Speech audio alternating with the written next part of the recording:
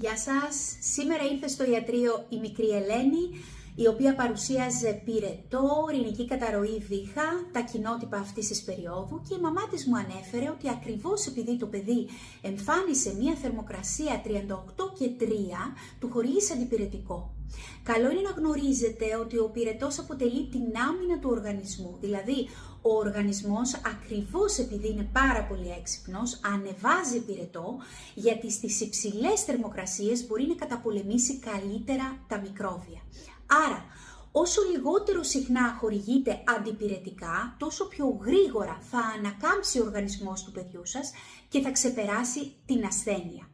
Καλό είναι βέβαια να γνωρίζετε ότι σε υψηλές θερμοκρασίες και ειδικά όταν το παιδί παρουσιάζεται πολύ καταπονημένο, μπορείτε να χορηγήσετε αντιπυρετικό, ώστε κάπως να το ανακουφίσετε.